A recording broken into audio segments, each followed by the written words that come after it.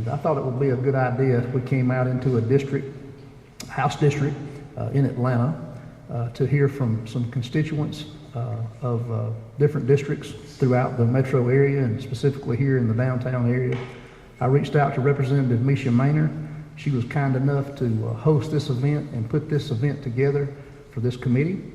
Before we start, I would like to ask Gerald Green, if he would, to lead us in a word of prayer at this time, please. Sure. Let us pray.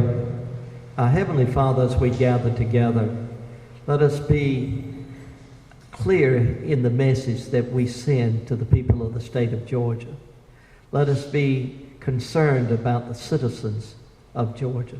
Let us be concerned that we as legislators, as public servants, are going to be able to do the people's business. And Father, we just ask you to be with us now, guide us and direct us in all things. Be with us as we deliberate, as we listen, as we understand the issues. And Father, we ask all of this in the name of our Lord and Savior, the Lord Jesus Christ. Amen. Amen. Amen. Before we dive into the hearing this evening, I want to give the committee members an opportunity to introduce themselves and tell us what House district they represent and what part of the state they're from. So we're going to start on the far left-hand side of the room here. Hey, good to be here tonight. I'm Rick Jaspers. I'm from Jasper, North Georgia, and chairman of the House Transportation Committee. Hello, I'm Representative Becky Evans, and I serve DeKalb County, parts of Decatur, and Atlanta, and unincorporated DeKalb. I'm Alan Powell from Hartwell, Georgia. I chair the House Regulated Industries Committee and long-time member of the Public Safety Committee. Good evening. I'm Representative Jesse Petrie. I represent Savannah, and I'm the chairman of Aging and Human Relations. I'm Gerald Green. I'm chair of the State Properties Committee, and I'm from Southwest Georgia. And if you're headed down in Southwest Georgia, you will find that when you hit my region, it's the largest geographical region in the state, and we'd be glad to have you. And thank you, Representative, for doing this for all of us. My name's Darlene Taylor, and I represent District 173. I have the most southwest corner of the state. It's a rural area. I live in Thomasville, and I chair the Governmental Affairs Committee, and I've been on this committee for 11 years. It's a very important committee, and I too would like to thank Representative MAINOR. I think this is very needed, and I'm very glad to see so many people here tonight to discuss this important issue. Thank you. Thank you. And thank you, Representative MAINOR, for also having this right here in the middle of Atlanta. I'm State Representative Gloria Frazier, and I represent the great city of Augusta, Georgia, home of James Brown. And I am so happy to be here. I've been on this committee, Public Safety and Homeland Security, for 16 years. Thank you all for being here.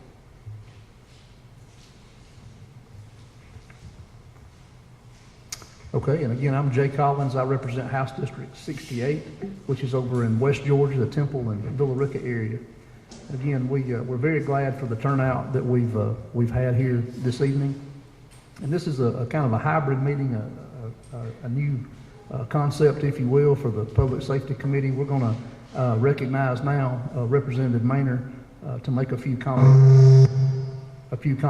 And for those of you who are joining us online, if for some reason the feed goes down and the Wi-Fi kicks us off, this meeting is going to be recorded and it will be posted on the House website later tomorrow. So for some reason, if you're joining us online and we get kicked off, don't worry, we're going to record the meeting and post it online. So Representative MAINOR, if you would, please. Thank you, Chairman Collins.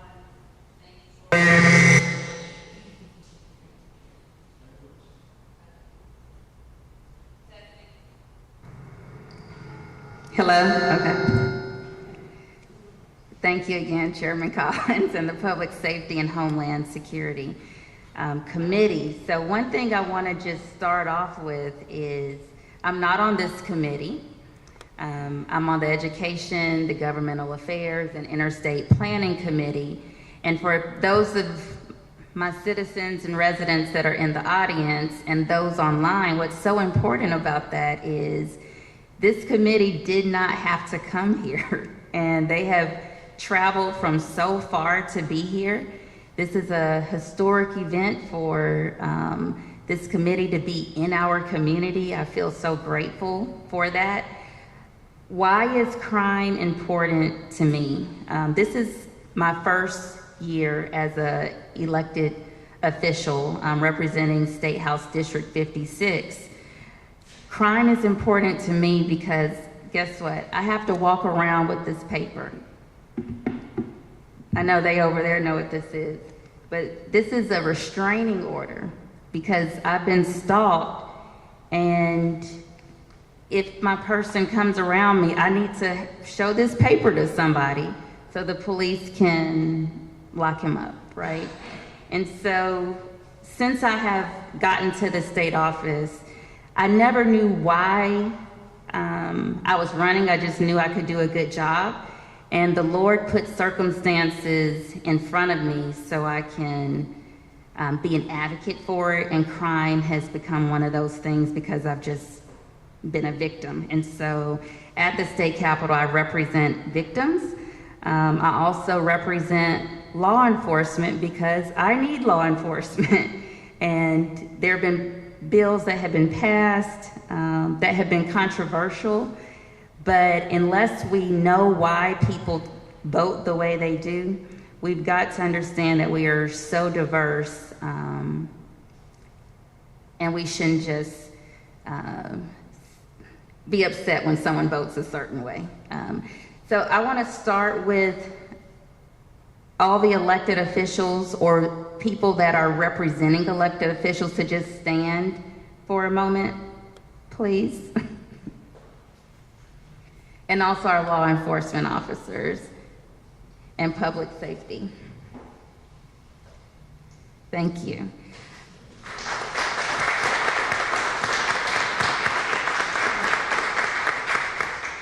This did take an effort to put this on, and so I have a resident from the Morningside community. I represent portions of Morningside. I represent this historic West Side, but also represent Piedmont Park, Ansley Park, Sherwood Forest. So Ms. Suki Clark, if you can come up and just welcome the citizens as well as the committee.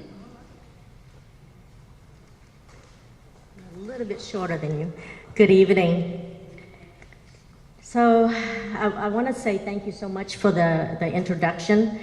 Thank you, Representative MAINOR, for the nice opportunity for allowing me to be part of such a historic event, and for this great city of Atlanta that we care so deeply about. On behalf of the citizens in this great city, it is my pleasure to welcome everyone virtually and also here in person. As a resident of Morningside, I am thankful that Representative MESHA MAINOR has taken the initiative to address such an important topic, the rising crime in our communities. Without the dialogue and deep engagement, we cannot get anywhere. So it starts at the local level. It starts with us.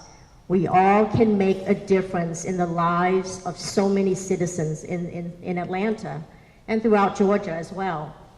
So I really, I have a 16-year-old daughter that goes to Midtown High School, and she drives. She's out at night. She's working, as a matter of fact, tutoring this evening. And as a citizen, I do worry. I worry about her pumping gas in the evening. I worry for her safety, and I worry for all the seniors. I'm in the healthcare business, serving the seniors, the aging population.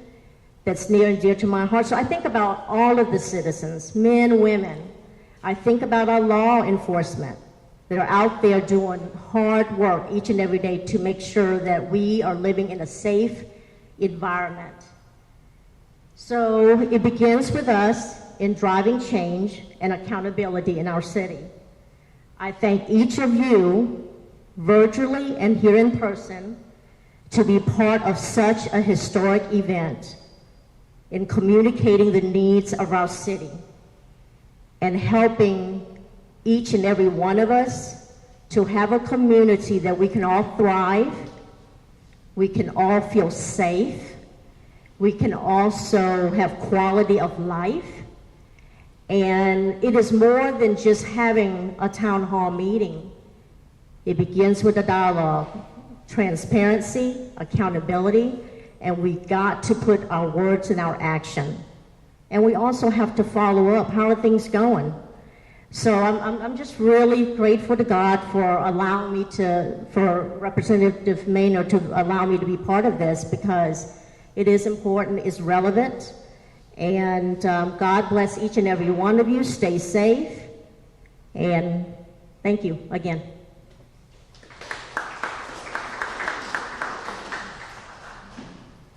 I'm going to have Deanna Harris come up, and she's going to begin to introduce some of the law enforcement officers that we have here today. I thought it was important for the committee to hear directly from them because they know what the data is. We as citizens, we don't know what the data is, and I would like them to come forward, and Deanna will introduce them.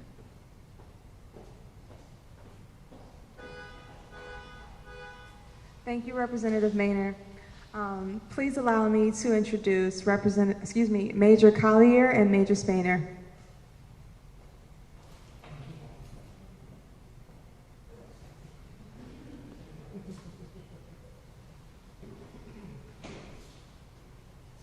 Good afternoon, everybody. I guess I can take this mask off. Nobody's hopefully offended. Greetings, and I'm so glad to be here. I am the commander of Zone 5, the Midtown, Downtown, and English Avenue community. Chief Peak just walked in, so we'll get him up here next. But it's really, it's a great opportunity to see you all in person. I'm big fans of you all. I see you online all the time. And it's really a good opportunity to have a discussion and a dialogue, and thank you. You made some very valid points. One, accountability is so important. And oftentimes we see where the police department itself is being held accountable and nobody else. So throughout the pandemic, when we initially started to see the increase in crime, we noticed that during the pandemic, the police were the only people still working, the only people. So the jails were closed. We had additional people on the streets that just consistently plagued the zone. Atlanta was one of the cities that were still open during the pandemic. And specifically for Zone 5, during the pandemic, the downtown and midtown area suffered tremendously because of our nightlife. Our nightlife activity was just, in an urban word, on fleek. And we had people come down. They had Detroit days, Philadelphia days, New York days, you name it, they had it. Chicago days, and oftentimes what happened is these nights would end in violent crime. And so, of course, it looked like the police weren't doing anything, right? Our hands were tied with the different ordinances as it reads for Chapter 10, how it relates to how clubs and restaurants can get business and alcohol license in our city. So once that happened, we started to try to modify our efforts. What could we do different? What could we work with the courts to do different to make sure that we were maintaining and doing everything that we could in our respective area? So for me, being that I am one of the smallest zones of 6, I have some of the most people. You all know it, you see it every day. I have the protesters that come to Zone 5.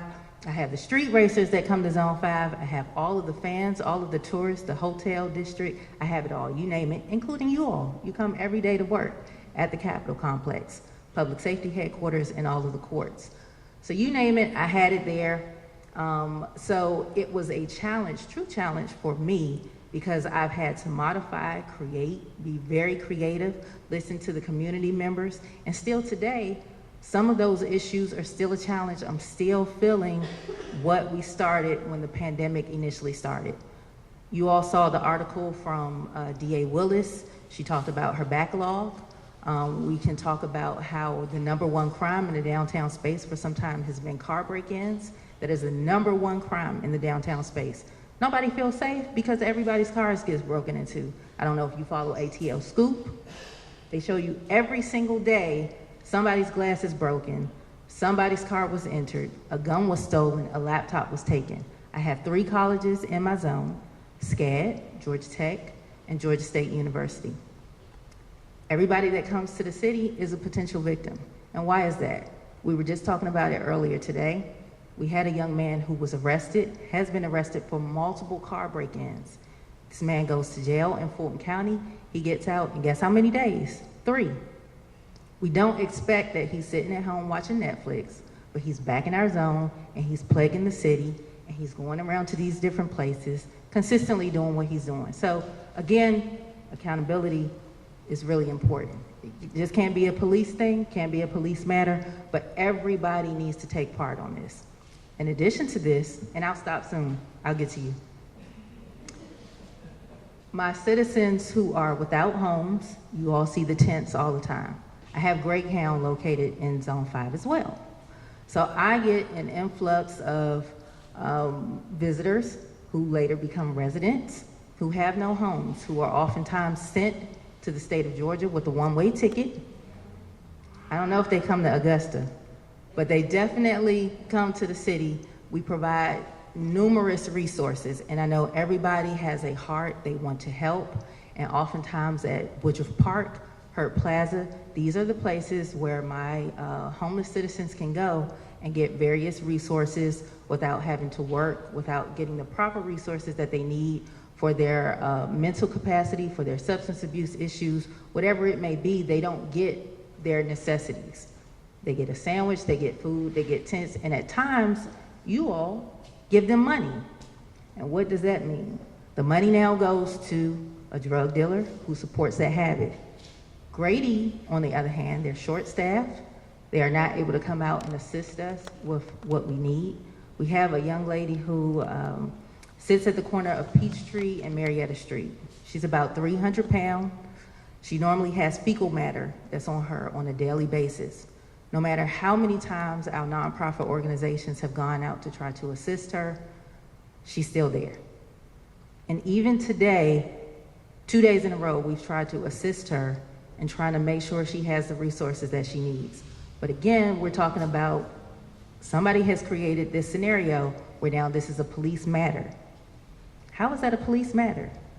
Georgia State University, MARTA Police, as well as APD have all assisted her. The police alternative diversion team has assisted her, as well as the social impact team with Downtown Improvement District has tried to assist her as well. So saying all that to say, again, accountability is really important. It's just not a police matter, but we definitely need to be all on one accord to make sure that we are addressing those issues in our community, to make sure we're doing a better job than where we already are, to make sure it's better for next year and the year after and the year after. That's all I got, unless somebody has questions. I have a question for you. Yes. I have a question. How do we do this? Did she come up? Do you, I mean? We'll take questions from the Okay. committee first, and then we'll. Sure, okay. I have a question, Major. Yeah. Thank you. Listen, thank you for your service, first of all. Thank you. And thank you for your comments. So powerful. And I'll mention, I hear a lot of this. I'm down in Savannah, and so I hear a lot of very involved in our local issues, a lot of which are similar. And so I wanted to speak to a couple of things that you touched on. First of all, every law enforcement officer I speak to echoes a common theme around accountability. And even as a parent, I think we understand superficially, you know, almost all of us understand that you either have accountability or you have chaos. Mm-hmm. And as a parent, you certainly learn that very quickly. And so this issue about individuals who commit crimes and then are not held accountable. And of course, we've seen an increase of that with the courts going dormant, to use that term, during the pandemic.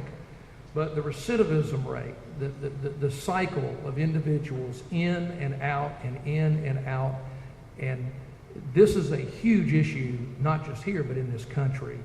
And so I appreciate your point because it's well made. The other thing I want to speak to is the issue of homelessness. Now, we all recognize that these are people that need help. They need care. They need mental health care. They need substance abuse care. They need a lot of things. And so I want to be very sensitive to that. We have a great deal of that in Savannah too. But I want to emphasize something that I think you're saying as well. In my community, my constituents are very concerned about it because it interferes with their ability to live life. They are afraid oftentimes. Mm-hmm. We have panhandling. I've had constituents tell me, I don't go to Walmart after dark because they follow me to my car and I'm afraid.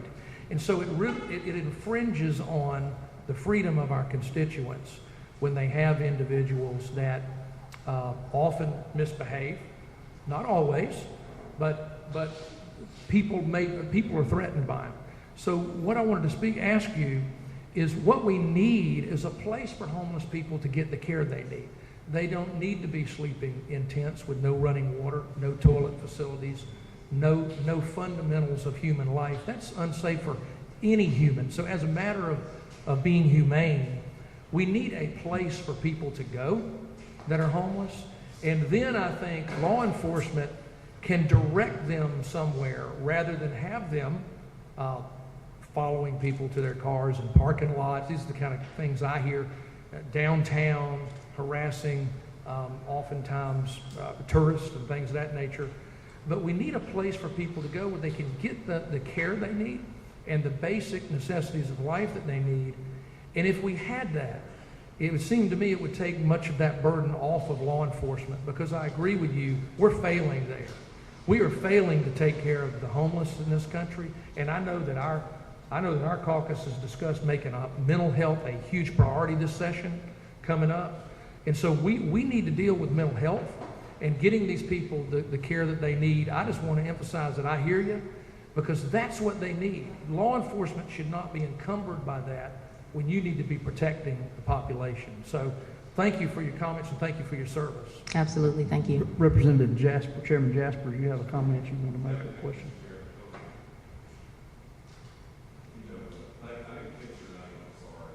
Major Span, Princina. Span? Yes, Span. Okay. Thank you, ma'am. You really serve a critical area in our state. You described the colleges, but also all the news media is they're in your district too, And as he just said, we appreciate what you do, but I'm curious about staffing.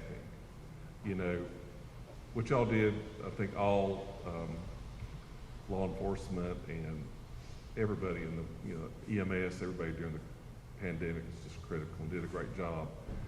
But currently, I think we all think you're understaffed, or we hear you are. But to do your job, I think you have a number in your mind. Where are you at now? I'd be curious. And plus, we do not want to get you in trouble. If with your boss or whoever is here, like you look like you're a guard. Just shake your head. And say, look, the paperwork will come after the fact. Okay, I'm sorry I took it. Just shake your head like, no, I don't need to answer that.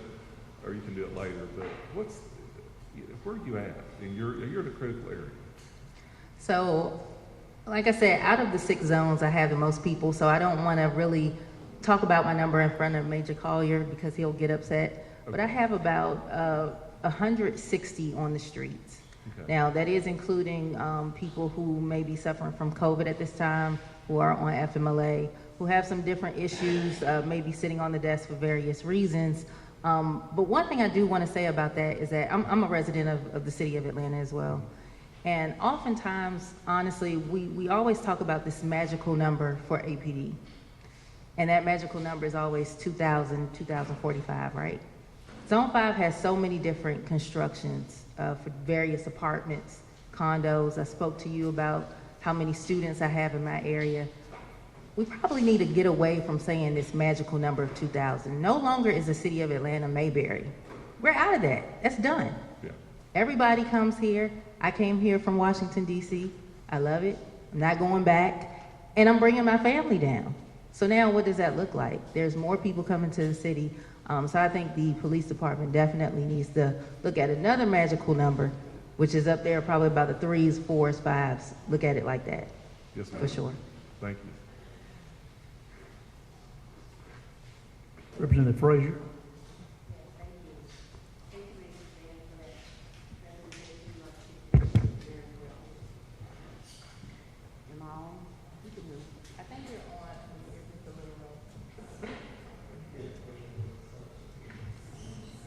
We're here today, I'm here to find out what you need.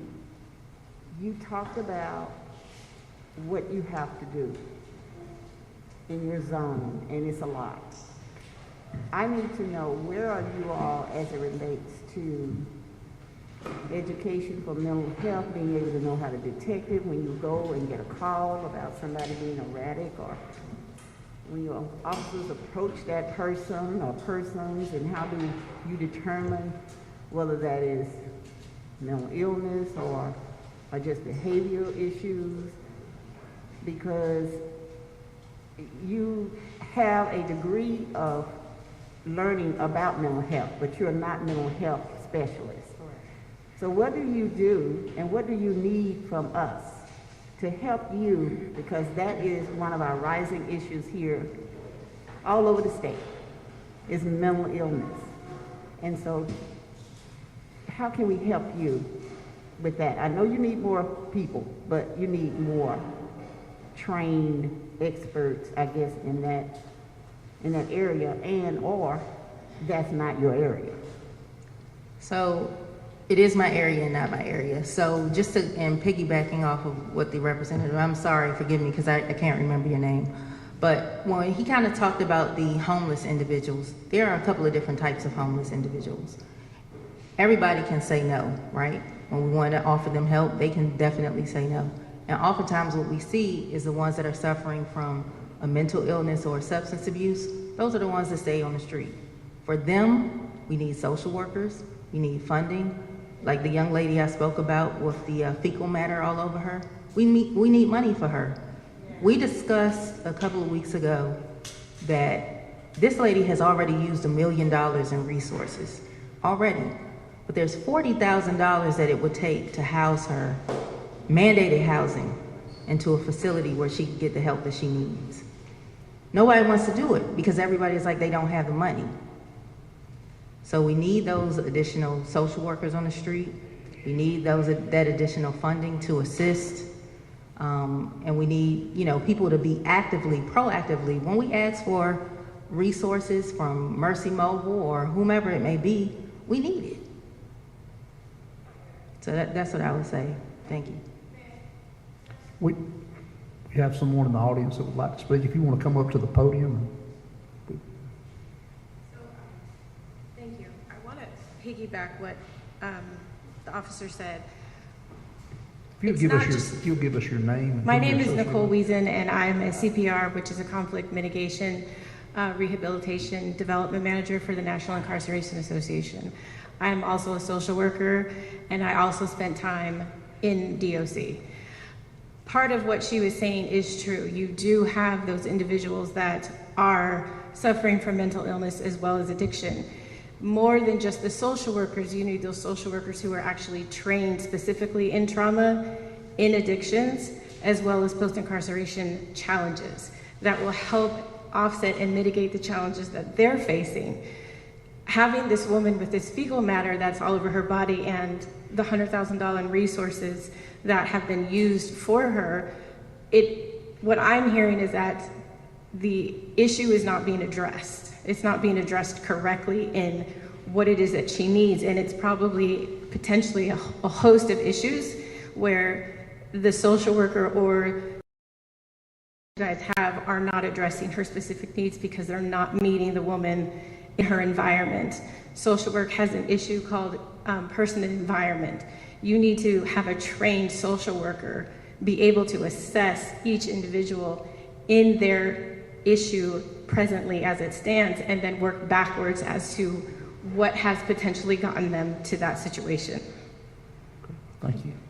what I would like to do before we get into taking too many questions is I would like to hear from the representatives from the police department or anyone else who would like to speak and give some testimony to us, and then hear from members of the community on a variety of issues and let you speak as time will permit. Otherwise, I feel like we'll get bogged down too much if we do too many all at one time. So is there anyone else there from the APD that would like to come up and speak and give any testimony as to or answer questions from the committee?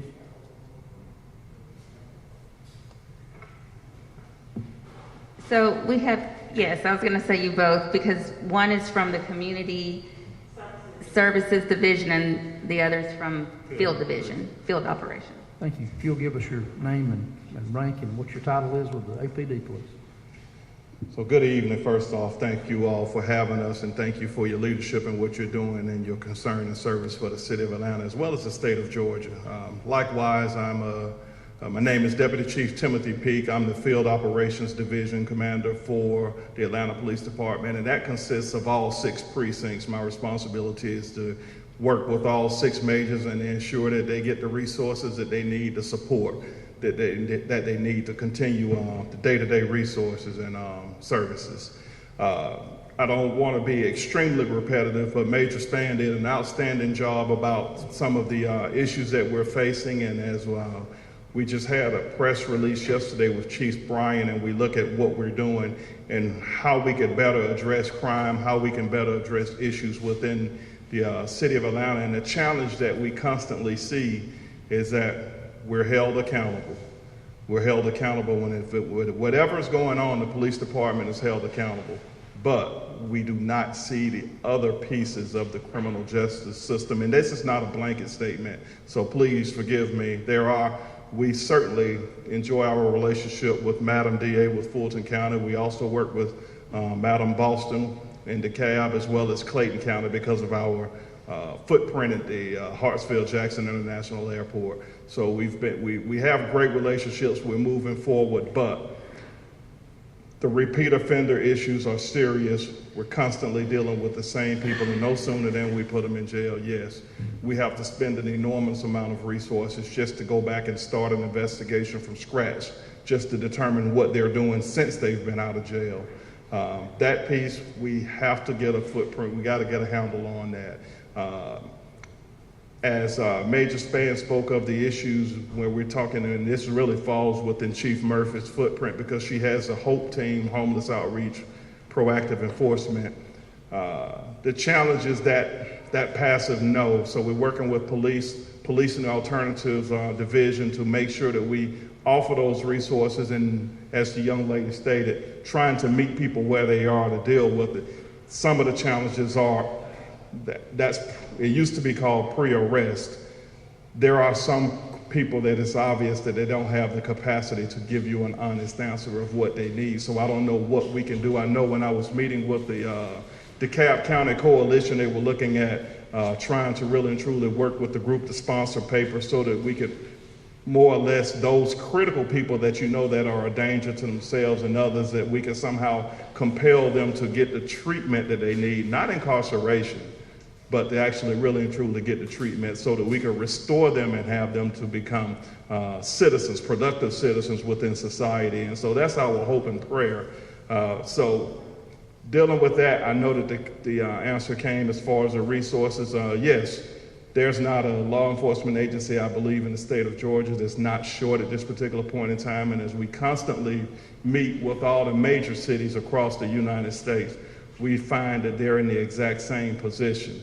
The good news is that we're getting the interest. We're having very aggressive recruiting, and so we're seeing the fruits of that labor come as we speak. But at the same point in time, we also recognize that the state and the city particularly has outgrown the services that we provide. And so yes, we do have to start looking ahead, looking at what that magic number looks like moving forward. I think the last conversation that we had, we were focusing on 23 to 25, but yet and still I can recall in probably 95, our goal then was shooting for 2,000, and we did reach that at the beginning of Mayor Reed's administration, but we've been struggling ever since to try to deal with those numbers. So really and truly focusing, having some real good outreach, and dealing what we need to do. One of the places that we would constantly go is New York, because they always had a waiting list of officers. Well, now New York, I'm told, is somewhere probably about 7,000 to 8,000 short, and there is no waiting list. So we're not as fruitful going there and doing the recruitment. So we're focusing where we are, working, trying to get ideas, working with military to do all of those things to grow our public safety. But of course, we want to ensure that we grow it the right way, so that we put the best trained officers that we can put on the street to move forward. But that's where we are, and so we're thankful. We think we're in a good place. We're moving forward, but we recognize that we have a whole lot of work to do with filling those gaps within the justice system. Good evening, everybody. I'm Deputy Chief Celeste Murphy, and as was stated, I'm over the Community Services Division of the Atlanta Police Department. What that entails would be our HOPE team, which is a homeless outreach, proactive enforcement, and as well, and that covers the city, an entire city of Atlanta. And I also have a homeless outreach team at the airport, because we have a really substantial population at the airport as well. So when I kind of pulled together what you were saying, what can we do? And then I'm pulling together what she said about, meeting people where they're at. The biggest challenge that we're seeing, again, like Major Span said, was substance abuse and or mental health. The problem is that as best as everyone is trying to solve the problem, it's almost like everybody's sort of operating in silos. So we just have to come together collectively. It's gotta be the hospitals, it's gotta be social workers, it's gotta be everybody, as much as we can, to leave the police out of it. We'll assist on a security level, but as far as I'm concerned, these are issues that we shouldn't be the forefront on. So when it comes to what do we need, give you an example. During the day when we use the police in alternatives and diversion, excellent. They provide resources as best as they can. My issue is overnight. There's just not a 24-hour cycle of resources that we can use. And oftentimes, most of your issues are gonna be, there are issues, especially downtown during the day, but when that overnight time comes and everything is closed, we have nothing, and it's all on us. And we cannot arrest our way out of this situation. We have, for eons of years, used that as the solution, and it's just not. So when it gets to, what can we do? Let's just figure out how we can all pull together, get all the resources to work together, and make it happen. That's all I have. Thank you. I have a comment just to make briefly. Thank you both again. I'll continue with the theme. Thank you for your service. Deputy Chief, I just want to mention something I tell a lot of people at home that sounds commonsensical, and I know you know this to be true, but I want to remind everybody here, the issue of accountability, which you as well as everyone else has spoken to, just to be clear, the people that hold criminals accountable are elected people. They are judges who are elected. They are district attorneys who are elected. It is the people that elect the people who determine whether individuals who commit crimes are held accountable or not. And I know you know that to be true, sir, but I thought you'd appreciate that comment. Thank you, sir. Representative Evans, you have a comment. Yes, thank you. I wanted to confirm with the woman from Ms. Murphy? Yeah, I'm sorry. So when you said we need to pull together, we can't just arrest our way out of this. So as far as other solutions, what are we talking about? Are we talking about additional housing? Or like if you're asking, like... Right, so it includes housing as well. The shelters close at a certain time and they let out at a certain time. So yeah, housing, social services, drug rehab, all of that. But we have to figure out a way where, how are we going to combine our money or our resources and our special skills that each of us have to collectively be able to address this. So it does, yes, it does include that. And I can't speak to what the fix is. I know I recently visited Houston, Texas, and they have sort of like a diversion program, very, very comprehensive. They have a sobering center, they have a respite, all of these things that they've developed over the years, and that's something that we're looking into to try to, with the county, initiate now. But that seems to be the more sustainable solution. Thank you. We heard a bill earlier last spring about programs for the homeless, and I don't know if it was with Houston. Do any of y'all remember if the example, this was the one that Katie Dempsey brought to us, but it did involve, one of the steps of the program was to criminalize sleeping on the streets. Is that something that would be helpful or harmful for APD? I missed the first part of that. I heard sleeping. We heard a bill this past session that talked about creating an alternative location, a safe location for people who are homeless, but a part of that process would be criminalizing sleeping on the streets, like it would be a crime to sleep on the streets. Is that something that you would favor or not?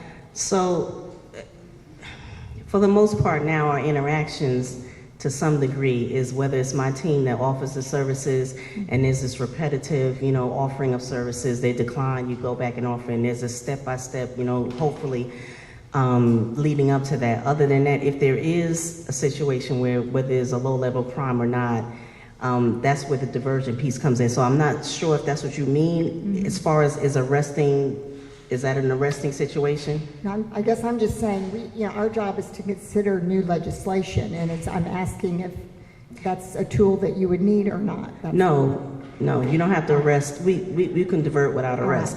Okay. I mean, we would love to do that now, but there's nowhere to We don't have divert. a place to send them. We don't have enough capacity, and the small team that I have is for the entire city. I only have about maybe 4 or 5 officers that are able to give that outreach. And then I have about 3, I think, at the airport. So we don't really. And when I say that, I mean those are the ones that are actually assigned to that unit. What I do is I just pull resources from other units in my division to help assist them, especially when we do larger details. We do cleanups, under the bridges, those type of things, and we pull our resources together, but it just sometimes feel like it's just us. Okay. Thank you. Any other personnel here that would like to speak before we open it up for some comments from the public? And again, we as a committee, we want to hear from you. This is your area, this is your city, and we're concerned about what's going on. So what we'd like to do is just hear from you as to what you think about needs to be done locally, maybe going up to the state level, and how we can maybe provide support or legislation to help this problem that we all see. We've heard some good things tonight already, and I'd like to open it up now. If you want to kind of form a line here and go back to the mic, I would just ask that, given the fact that we're under a time constraint and there are a lot of people here, just brevity would be appreciated.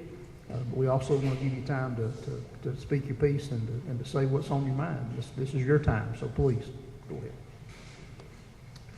Thank you, Mr. Chairman and other members of the committees. I do promise to be brief.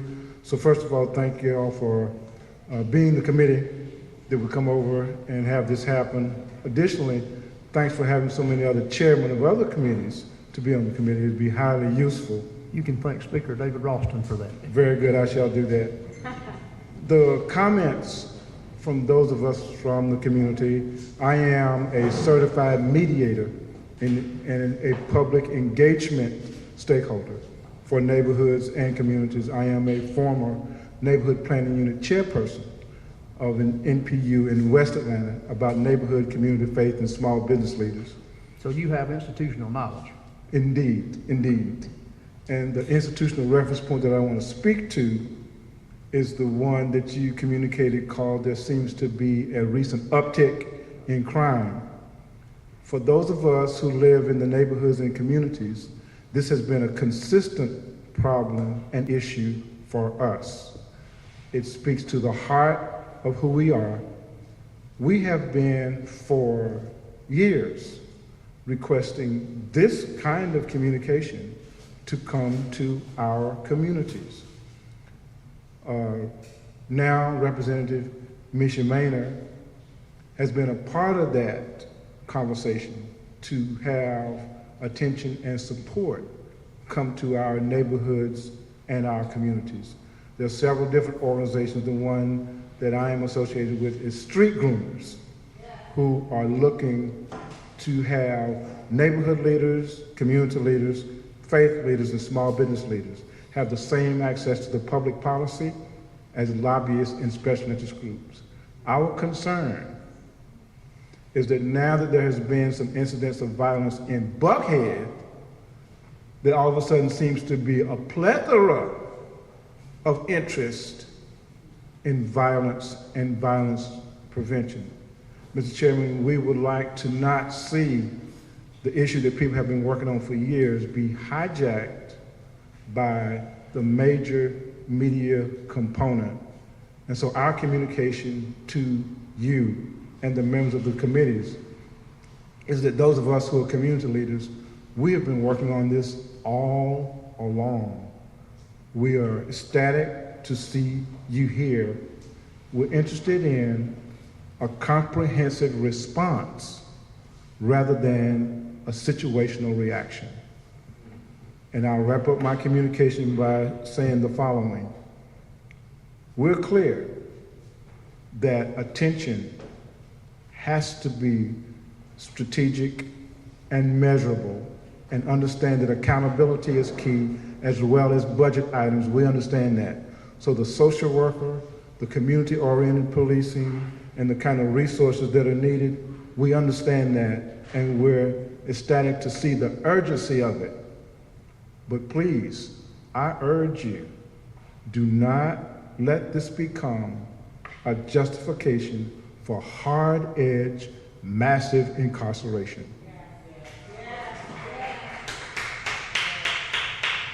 So as a neighborhood leader, a community leader, a faith leader, and a small business leader, I implore you to do the due diligence for public policy management that is consistent and available with grace, accountability, and understanding, such that the reaction for hard-edged, massive incarceration does not become the order of the day.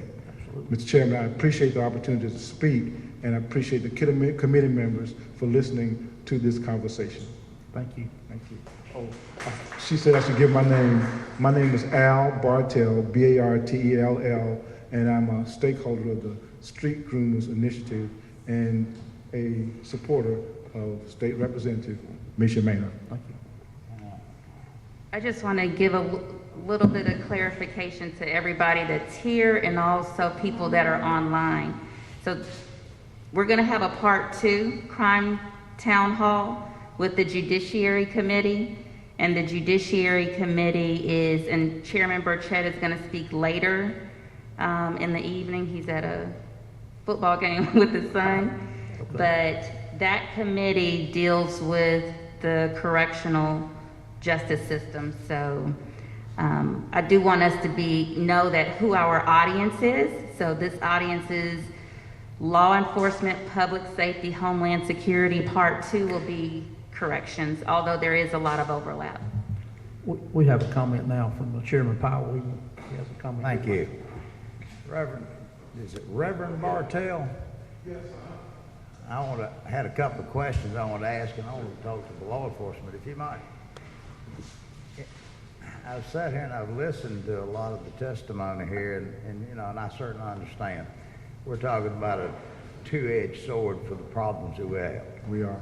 We've got blatant disrespect for law. We do. And a lot of that is being done because of the social networking or the social failures. People are out of work. People don't have a home. Homeless people, drug abuse, all of these type of things. A lot of these are actions and consequences that's created those problems. Correct. Somebody does drugs, well, then they suffer the consequences, then they become another issue. They do. Question. I had a question, and for somebody who helped former Governor Deal on criminal justice reform. Right, exactly. One of the things that I had a concern that you said that you don't want us to use this as a viaduct for mass incarceration. Correct. Well, let me say, I don't think anybody in state government wants mass incarceration. Okay. What we would like to see is the enforcement of laws. Okay. You know, there's a difference between somebody that gets locked up for a bag of pot or somebody that continues to break in cars. True. Or somebody that breaks in somebody's house. Right. Or neighborhood crime of shooting up a neighborhood. I never quite understood somebody, the gangs and the stuff like this, but that's part of, unfortunately, that's part of our society. But the question I've got is, my experience is that, you know, I'm a believer about actions produce consequences. They do. Some of the things, it's sooner or later we've got to reach a point that people understand that certain crimes merit incarceration. They do. And we've got a system, and I want to talk to our friends with law enforcement in a minute about some other issues I've got that I'd like to find out about. But other than the social issues that need to be addressed. Sure. Any suggestions about how City Hall can merit or they can get involved? Anyway, the state. You know, I know that we've got billions of dollars that's being ladled out by the Washington crowd right now. Right. Maybe that's the time that some of these social issues need to be done on It those would be. one-time fixes. We've also got to reinstill the confidence in the public. We do. About the enforcement of law. We do. We can't continue to have officers that are dismissed without summary, judgment. Without due process. Right. We can't have people charged just because, well, wait a minute, it's not popular in the neighborhood. Correct. And these are the things that law enforcement needs to have the support of law-abiding citizens. And the criminals, whether they're gangs or whether they're the young man who breaks into cars on a steady basis and then he's turned out inside of a day or two, or the guys that get caught running in excess of 100 miles an hour, right. Which to me, that's assault with a deadly weapon if there ever was one. Understood. And then all of a sudden, they just get flipped out by the court because there's no place to put them. Right. There's no bond. They've done away with bond and things like this. So all of that stuff I talked about, as a community activist, give me a little bit of feel because we've all got to reach out and improve our own lot. Right. Well, you pointing to all of the reference points that has given all of us, both on the government side and the community side, a reaction to acting in silos. As the Major said, we're not going to be able to police our way out of this. The point you're making is we have to have accountability for criminal intent, and the case has been made about social workers and mental health. The issue is those are now silos. We do not have an infrastructure in place that includes police, accountability for incarceration, and community. When in 1993, 94, the 3 strikes you're out, the reaction to the public for heinous crimes, we all are guilty of overreacting to that. It has landed in the lap of the system. We're clear that the system cannot do it alone. So the recommendations are, in the strategy for police and law enforcement and incarceration, include the community, such that when these folks get out of jails, the community is already involved in their lives. Currently, the community doesn't get involved in their lives until they come out of jail. That's a failing strategy. The people who go to court and they get convicted for a crime, that accountability is real and should never be taken off of the books in the operations of a democracy. But it is not a standalone methodology, and the community needs to be included in the sentencing and the conviction so that we don't send people off to prison. They go to prison but stay attached to the community. When an ex-offender is attached to the community while they're incarcerated, the rate of recidivism decreases by 85.7%. A person who goes to jail for the exact same crime but is not connected to the community, their opportunity or their likelihood of succeeding is 0.5%. So the recommendation is to have community included in law enforcement, such as community policing, to have community organization be included in the management of incarceration such that when the individual will come back to the community, they're already connected. Governor Deal had a framework for making that happen. He put together a statewide framework to have that be included, but he was only able to serve 2 terms. We do not currently know what has happened to those particular strategies. It would be useful for this committee to consider what has happened to that, and your point be taken, Carl. We can't just let people back out on the street. We can't just allow recidivism. We have to be accountable, but that accountable comes from community being involved. So my primary recommendation is in your stellar service as a state representative. We're clear about your relationship to policy and allow us to be included. That's my answer, Mr. Chairman. Sorry to take up so much time. You're fine. Representative Neal, you have a comment or a question?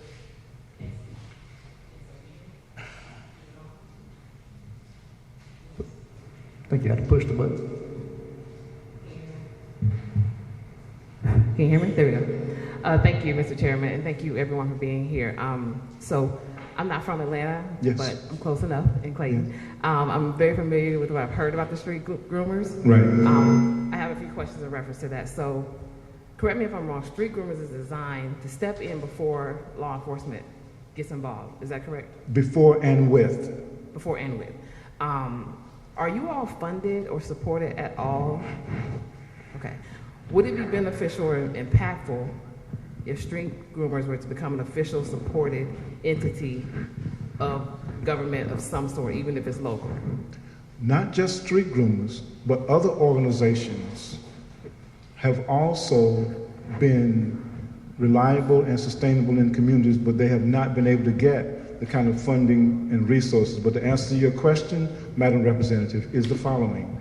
If a funding resource can be created, not all on government, we have foundations who want to get involved, but there's not a framework of government for them to do that. But yes, Madam Representative, if street groomers and other organizations could be funded to do the work, we could enhance our reliability and impact some of the recidivism that the state representative is talking about.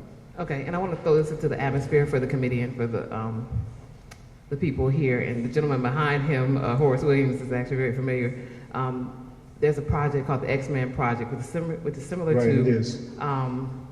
street groomers that came out of New York, like in the 90s, where groups like street groomers stepped in lieu of calling the police first for the crimes or what you would call non-emergency incidents, and it actually drove down the crime rates, actually improved housing values, and that has been something actually I've been speaking to Mr. Horace that's behind him for nearly over a year about trying to bring that program together.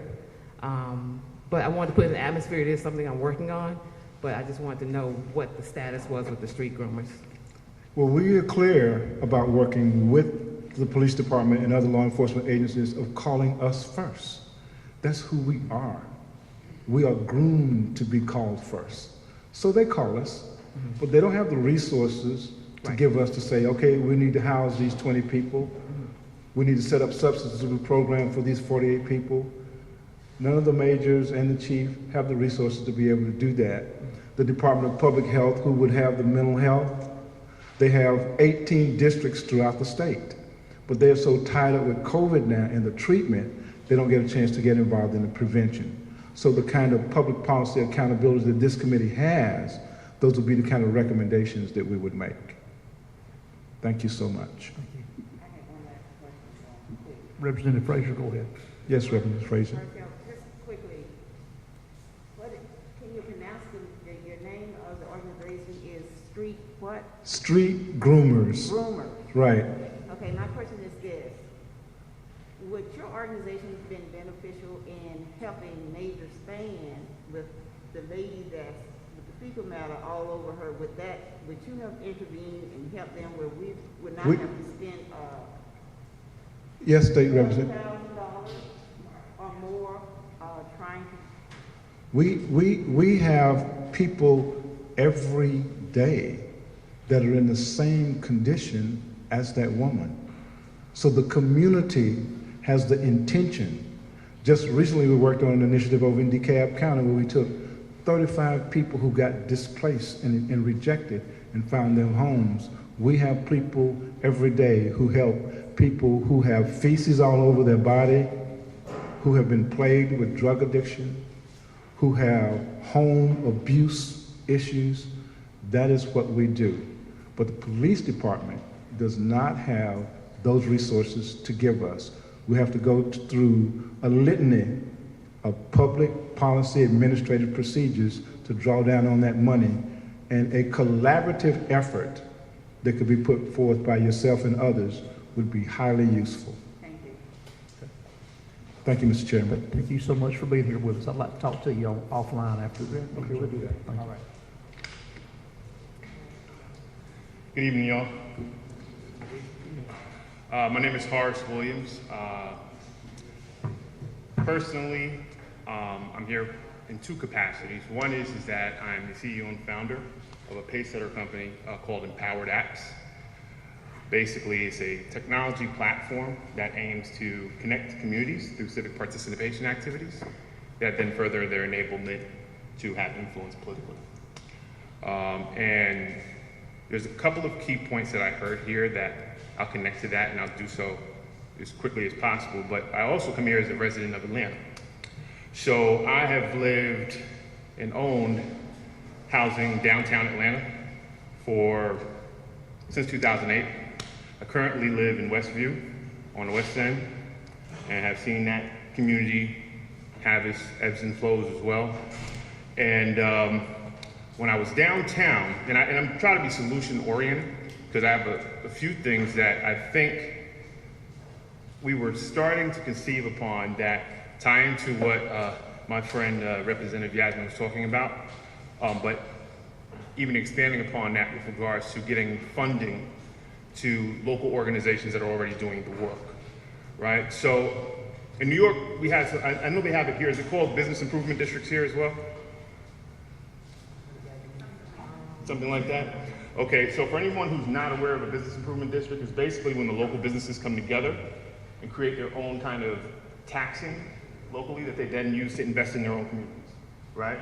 So what happens is they create a framework in which they own their own accountabilities for the communities that they represent without necessarily having to always wait for local political, impact or capital.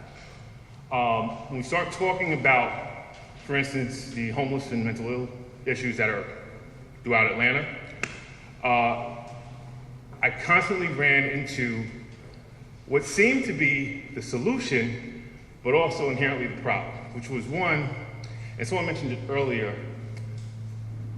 the time needed on a person-to-person basis to first build trust with those people, because you gotta remember, someone who's in that circumstance is more than a matter of capital, right? It's about their loss of trust in society as a whole, the circumstance they've come to that led them to be in that space. And if you think about the 24-hour need, which I heard was mentioned earlier, it's a lot of personnel, and it doesn't matter how good your heart is, we all got bills to pay. And those people need to be adequately compensated, and there needs to be more of them. But the insight also needs to be hyper-local. You mentioned earlier something along the lines of, I know you said it off the cuff, but not understanding why people join gangs. That's kind of problematic. And that's also why the legislative resources or personnel should help produce that capital. But there should also be some local framework to enable communities to help produce, represent, and protect themselves as well. Because that's more of a proactive layer of accountability. And that can be done through two really key things. One is the adequate allocation of capital to the areas that have places like the Gateway Center and others that are starting to do the work, but we know they need the resources. So if we know that's a problem, and we know that they're driving the solution, but we know that for the solution to work, they need scale, it's really somewhat of a streamlined issue, right?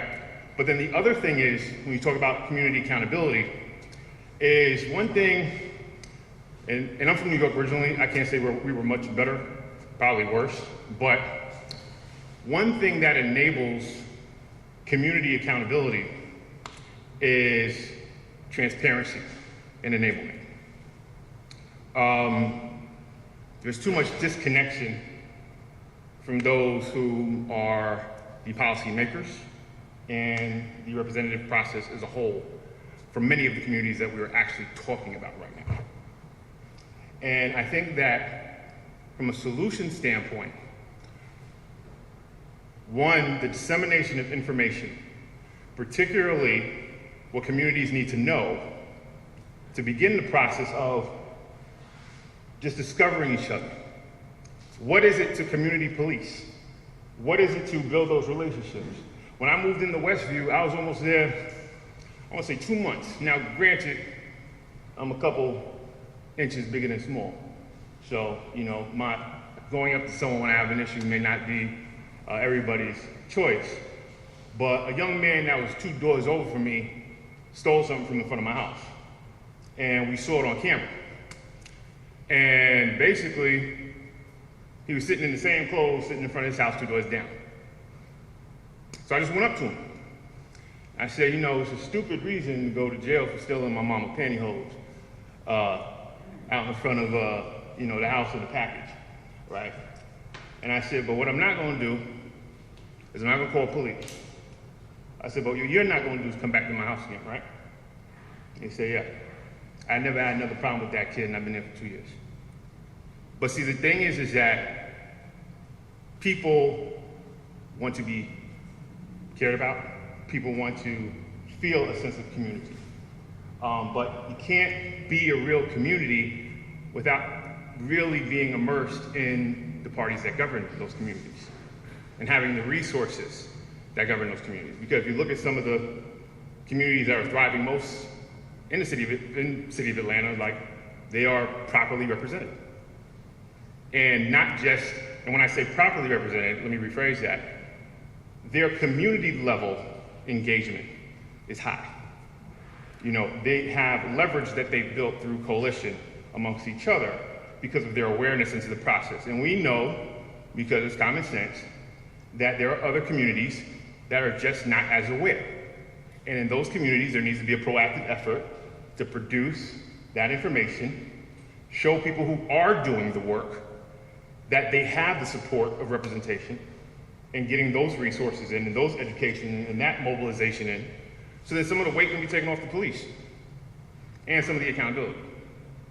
So now everything is not exercising, creating new laws and criminalization, which I think was, you know, what the gentleman was saying earlier. It's not just mass incarceration he's worried about. He's worried about, you know, different ancillary or concept, you know, pieces of legislation that create new ways to lock people up.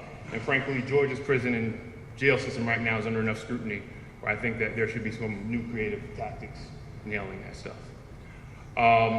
Last piece I'll say is everything I've mentioned here is not just something that I feel like is an issue, it's something I'm actively working on. Particularly with building ecos and communities that work together across participation activities, local civic engagement activities, that are disseminating the information they need to have the context necessary for them to properly represent themselves.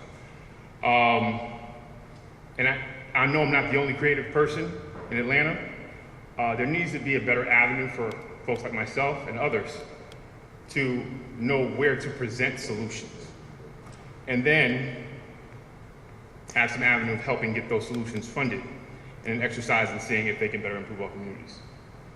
So That's all I have for right now. Thank you. Thank you for taking the time to be here with us today. Representative Maynor, you have. So I'm really thankful for, so far, the comments we've had. We have a lot of people here, and so I want to make sure everyone gets a chance to come up and let the committee know what they would like the committee to know. So let's be cognizant that it's a lot of people in here, and let's try to hone in on what we want the committee to hear. Thanks. Next person, please. Evening, folks. I thank you for coming out this evening. I'm from East Orange, New Jersey. You're what I really want to come here to your city. You want me to move from one place, come down to your lovely city. Always heard about Atlanta, Georgia. I decided to move here 10 years ago. I represent Education Through Achievement. It's a gang rehabilitation intervention program. Established 1985. I've been doing this a long time. I needed to get into your school system down here, and I did. I brought my program to a school that was, I'm not too familiar with your locations, but it was a middle school, 250 handicapped children. They brought my program there. I talked to the children there. I was very instrumental in getting different kinds of opinions from our children. Why is this happening to you? Well, what is it that you need? I need support.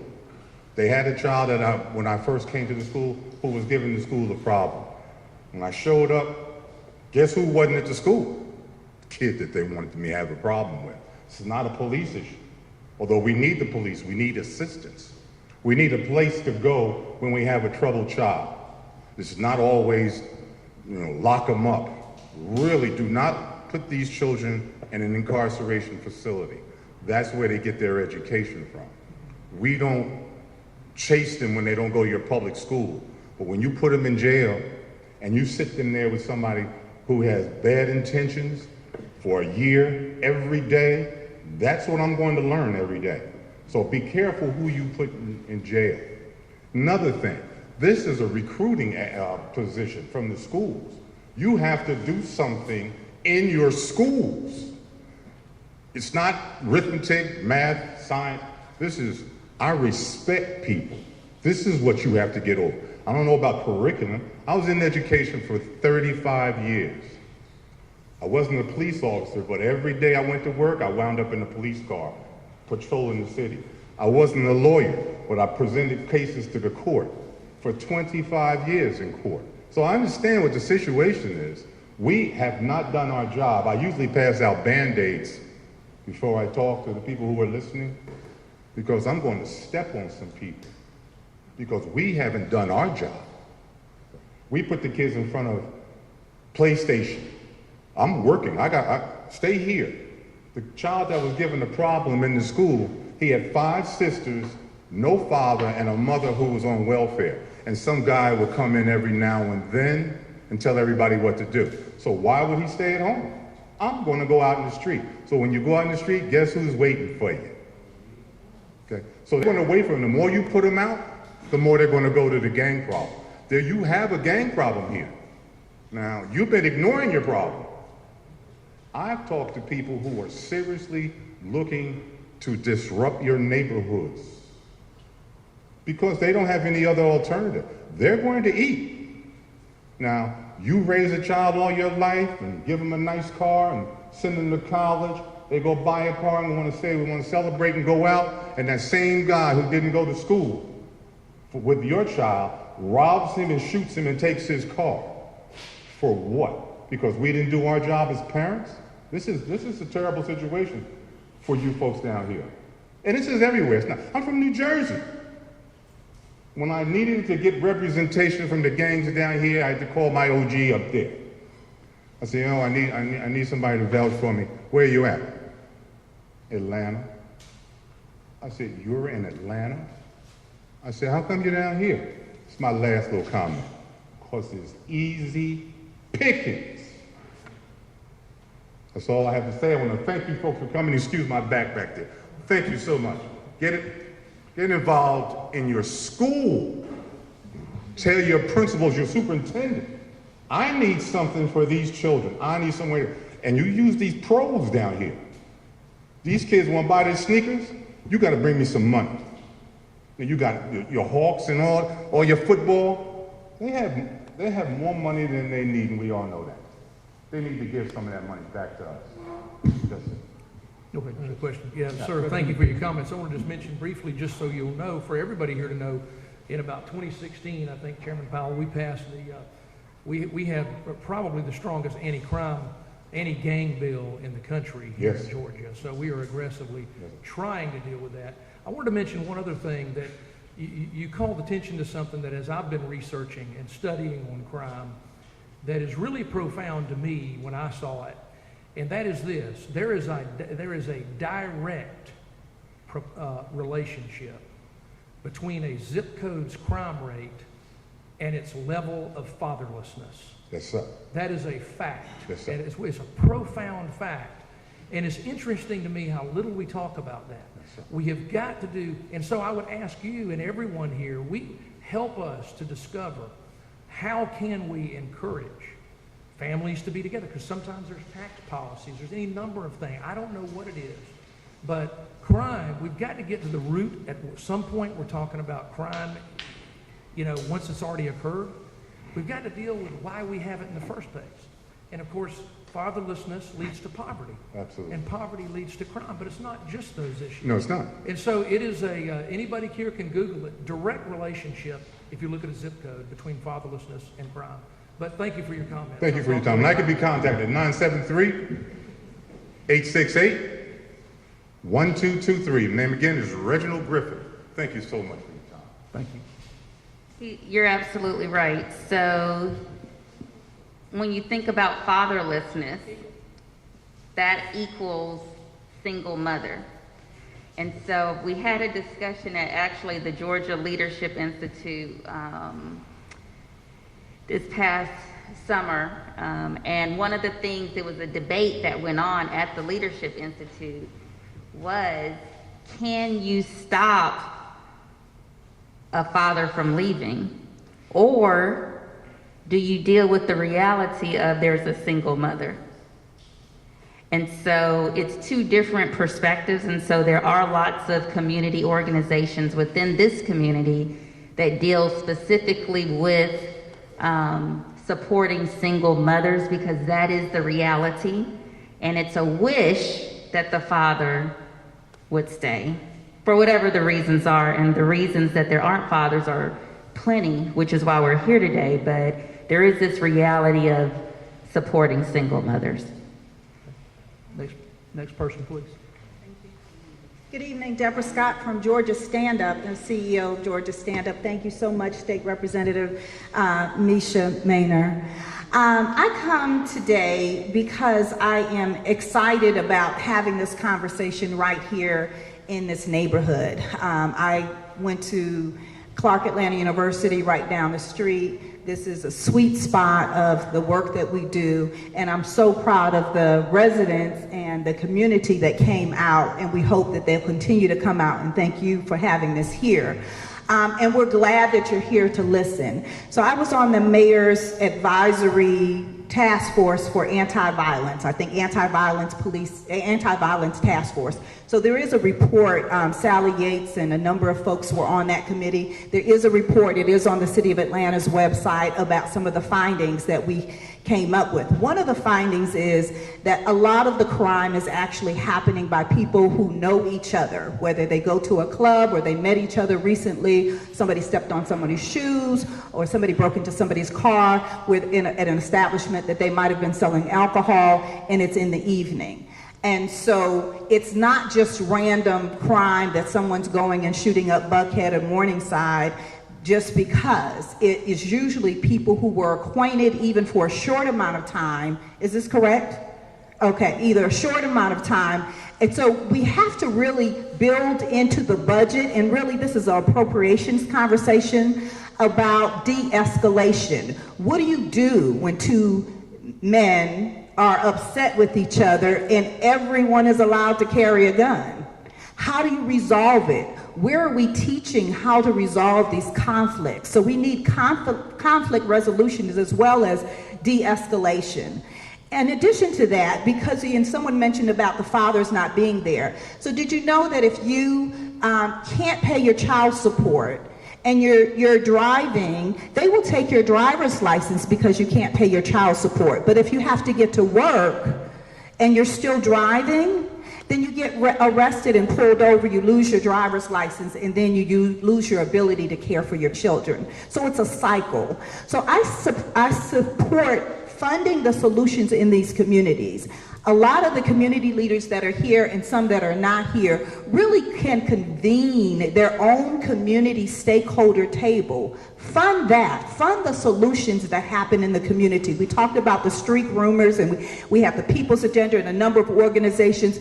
These organizations are trusted organizations on the ground because they just don't see us when there's a problem. They see us feeding people. They see us taking people to the grocery store. They see us making sure people get their COVID-19 test. So those are the folks that you really need to, and I know you do a great job of pulling us all in, but pull them in as stakeholders to say, what are the solutions, because the solutions are already there. We know that Parks and Recreation, I was over in Parks and Recreation for 7 years in the city of Atlanta. During the pandemic, the parks and the basketball courts and the pools were closed. They open towards the end. But what happens to a child that, one, may not have adequate Wi-Fi in their home? They're sentenced to school to work at home, to do their schoolwork at home. They can't really do it. They don't have the technology to do it. There's no support. The recreation center is closed.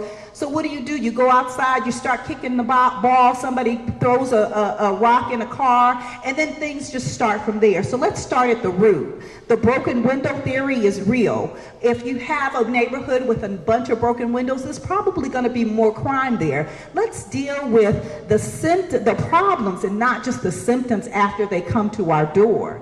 This is about building the community. As we said, we can't arrest our way out of this problem. The police need help. They need help from the community. They need wraparound services, social services. We talked about those without homes. But in some cities, you actually have lockers and storage places and free showers. We don't treat our people, whether they're with homes or without, right here in Georgia. There's a way in which we can treat people without homes with dignity. You can have a free shower. So the woman that with the fecal who may not be able to trust the people that she goes into the social service agency with because she has a mental health issue. So mental health issues and wraparound services need to be combined together in mobile units with trusted people that look like them to say, come on, let me talk to you. But look, did you know there's a free shower over there? But what we do is say, you have to come with us and come to this shelter.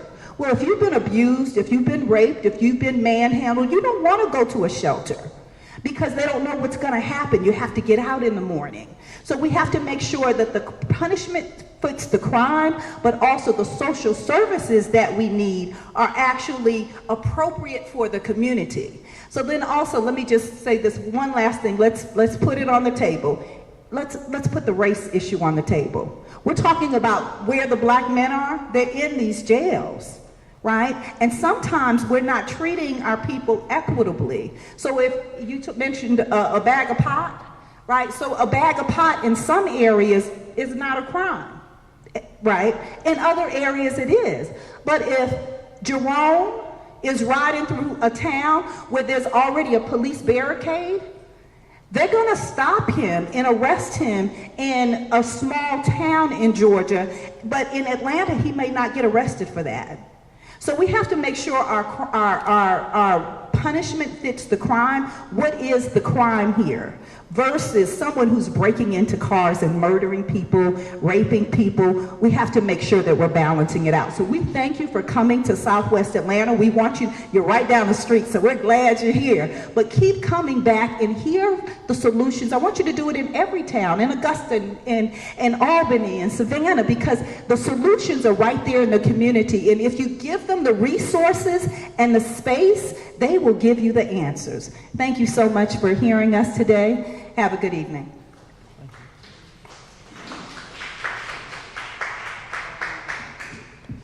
Good evening. My name is Charles Spencer. I think I'm going to continue her conversation.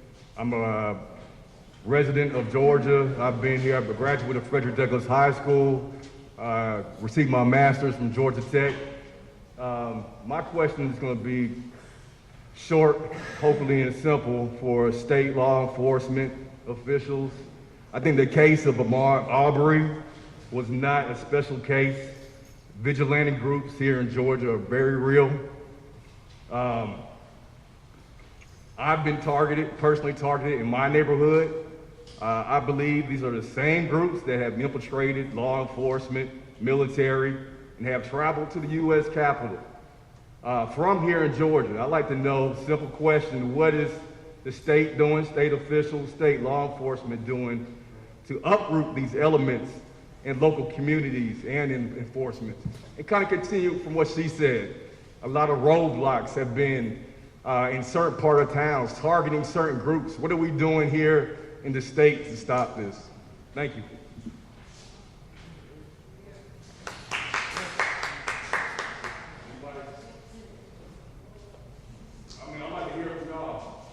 Well, I believe the GBI is working very strongly to identify a lot of different groups that, not just gangs. I'm having trouble hearing you. Sorry.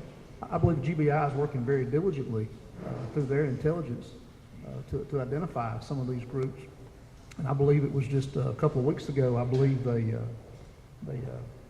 had a press release where they had found some domestic terrorism and they'd snuffed that out. So I think they're actively engaged in that.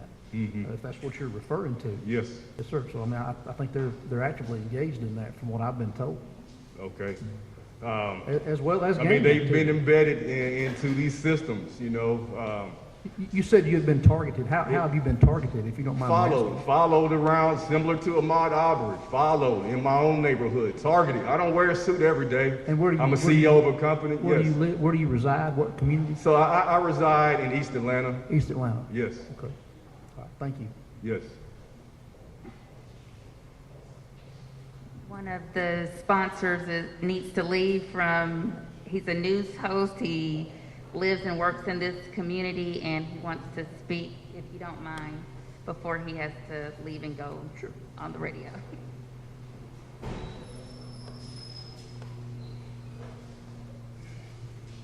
First of all, I apologize for everybody. MESHA asked me to moderate, and I got here late, so I apologize. My name is Shelley Winter. I got to go do my show tonight. Shameless plug, 95.5 WSB, if you didn't know. But I did want to say something. As a conservative on one side of the political fence, and then as a member of the community that I grew up in, a culture I grew up in, on the other side, I'm in a unique position to see everyone's perspective. And what I see here is very interesting.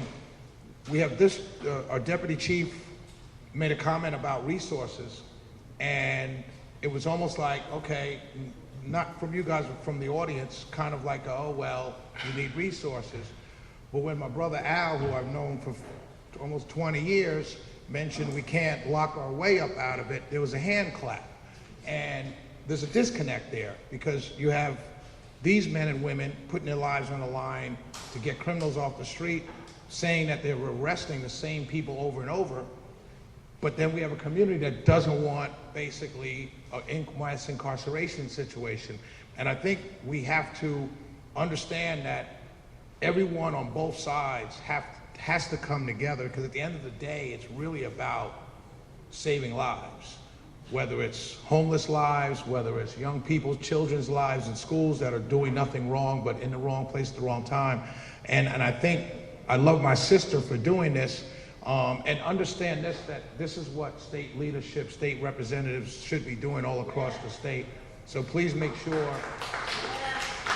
if anybody, I'll say on their side of the fence, on that other party, the Democrat Party, tries to challenge her, you make sure you fight tooth and nail to keep her in office. And that's my shameless plug for her, because nobody's doing this kind of work that I see. But I just want to say, we really have to understand that this is not a partisan issue. This is not about right or left. This is not about guns. This is not about things like that. This is really, really about saving lives. And if we truly want to save lives, we kind of got to put all those differences to the side and do the work to save lives, because we got to back them up, but we also don't want little Johnny, you know, going the wrong way. But we have to stand with them, and we have to vote for people that want to give our law enforcement officers and sisters and brothers the resources that they need, because it doesn't make any sense to put people out in the street in danger with no resources, because all we're doing is putting people's lives in danger. So thank you for having me, my sister. Thank you, representatives, for coming to the hood. We appreciate you very much. Right around the corner is Spinning Pie, great pizza. Please spend your money while you're here. Buy black, and tune in to me at 9 o'clock on your way home. Thank you. Thank you. Thank you. You'd like to come on up to the podium, please? It's hard to go after Mr. Shelley Winter, a great community advocate and a good friend for many years. Representative Maynor, thank you for this forum. Ladies and gentlemen of the panel, I'm Al Herring of Stone Mountain, Georgia. With I Care America, I'd like to thank the Deputy Chief and the peace officers that have gathered together in this preventative measure. And that's what really we're speaking about. At 40 years of being in this great state of Georgia, have I never seen a bad library or an ugly church? Community resources. As you go back to your districts, communicate with your constituency and let them know the resources that are available, how to get online, if you need government aid, if you need college tuition support, if you know how to settle a dispute and need a mediator, go online, go to the libraries. And that's essentially what we're talking about. The connectivity of our state. We have brought Hollywood to Georgia and essentially defeated California. How great is that? The resources of Republican government with Democratic local leadership. Both parties coming together. And we're all standing here, it's late, it's raining outside, we're all hungry, want to go home. But we are here to bring together the state. One Georgia, one mind for the people. Community measures. Kids don't want to go out and commit crime. They commit crime for hopelessness. Go to your teacher, go to your clergy, your synagogue, your imam. Talk to your community fathers and mothers. And I'm asking you as the leadership to reach out. I work with Dr. C.T. Vivian's Leadership Institute in Atlanta, Martin Luther King's mentor. Leadership is in the action, and I see action with all of us here tonight. It is not one person versus another, it's all of us together. I implore you from the deepness of my heart, please go back and speak to your communities. Let them know the ease of going online. All of you have fought to give this resources for the libraries, for the community. And only by us standing together will we be stronger and bring Georgia for the truest destiny it was set to achieve.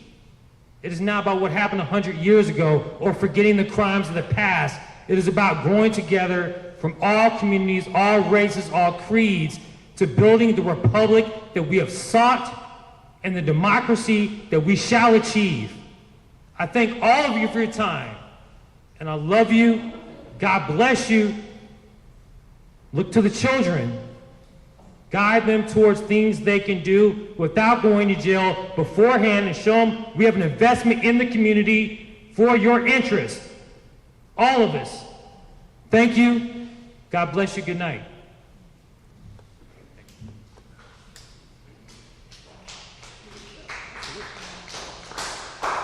You gotta get that man a round of applause right there. I don't know if you guys want to answer the question. I just ran up to the mic. Is that okay? Good. Come right on. I can come on up. Come on. Okay, I got you. So, I want to talk to you for a second. I got a few things on my mind. Georgia's on my mind. My name's Ken Wainwright. The president of the Rideshare Union, Local 404. We're unionizing all the Uber, Lyft, DoorDash drivers, and if we haven't gone to your city yet, we will soon. But we're currently passing legislation to make sure that there's additional representation. This really speaks, and I'm also a candidate for District 3, City Hall of Atlanta. And it would be so great to have a stronger partnership with you because there is such a strong disconnect. Even as we sit in this room, there is a very, very strong disconnect. I want to talk to you about the district that was put on Netflix. It was called Snow on the Bluff. Many of you probably have known about it or seen it, but it's right, it was, it viewed the crime that was going on right there in the district that I'm currently running, and that my former mentor, Ivory Young, represented. A great man, one of the greatest men I've ever met in my life, and he was like a father to me. And while I was around and while I was running around that district with him, kind of like a father, kind of like a son would with his father, one thing that I noticed is that while he was fighting an illness, he gave no excuses for the results. He was fighting an illness and someone not picking up a recycling bin, a trash can, crime, potholes. He owned that leadership. And I really want to speak to the fact of the business that we're in when it comes down to leadership and not giving excuses, giving results, adequate results. Right now, the results right now that we're seeing is a lack of leadership, a lack of strong leadership, and not getting the results. So when it comes down to results, and there's so many people who've spoken, we really want to focus in on, if it's crime.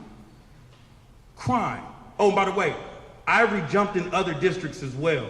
It wasn't just west side of Atlanta. It was District 4, it was District 2, he owned it.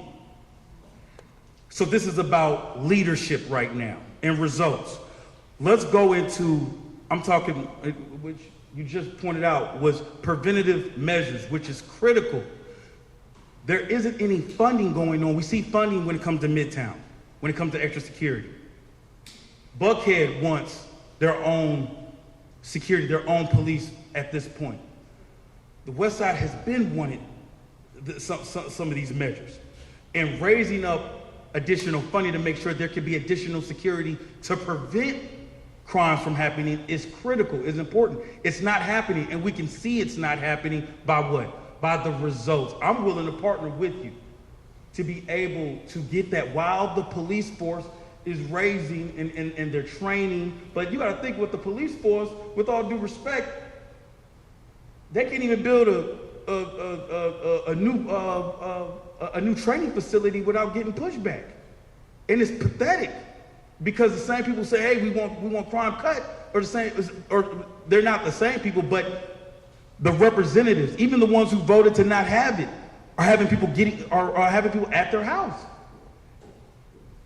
And I want to talk to so if you're serious, and the reason why I brought up, especially with the union efforts, just last weekend there was about 30 break-ins when it comes to cars.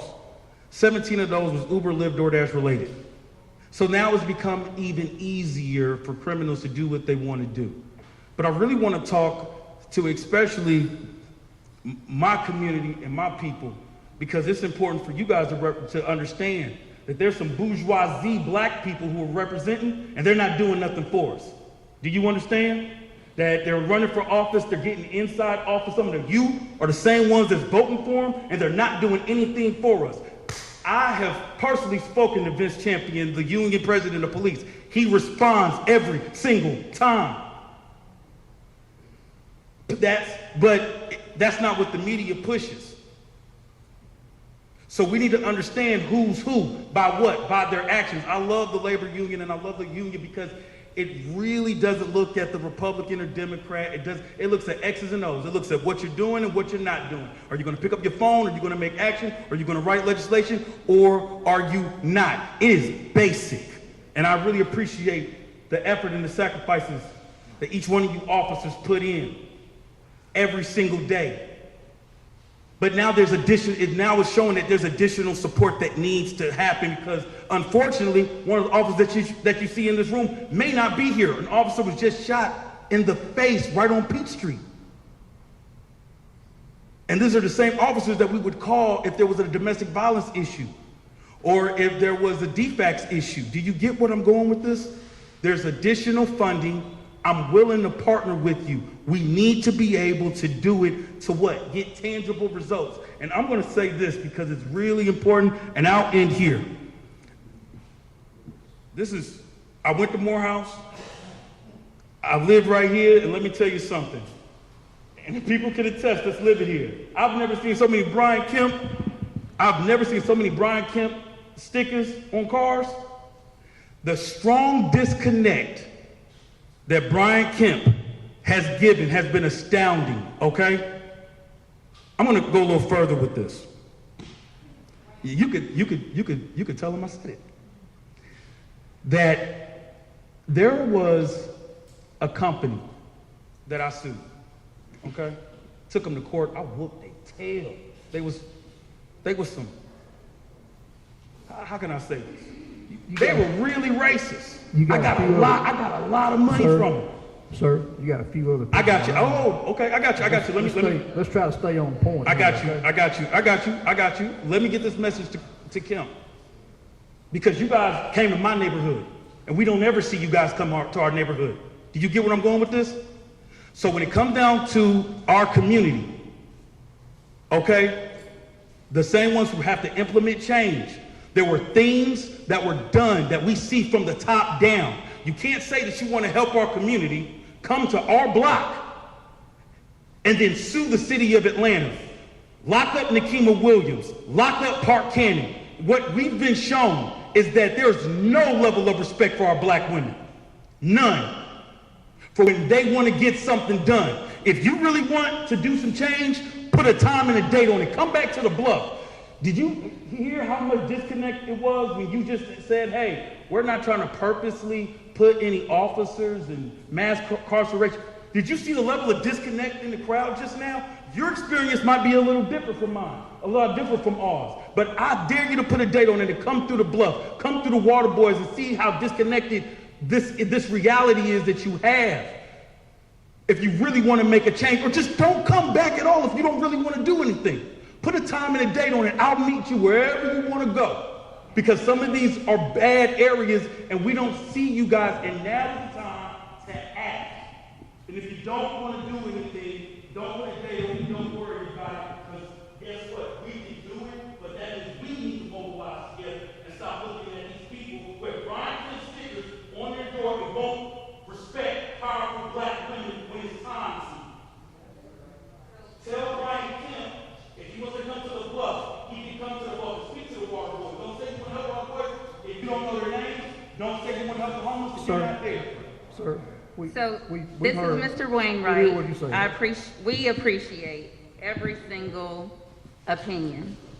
Now, one thing that we have a couple more people that need to speak, and what I want the people in the audience to remember is this is the first time in history you have seen the Brian Kemp signs in the parking lot. So that means this is progress, right? Does anybody think that this is progress today? Yes. Yes. And so we can have our opinions, but we can't get anything done if we're arguing when we have our opinions. So Mr. Bartell over here spoke eloquently, and you don't have to speak eloquently for your opinion.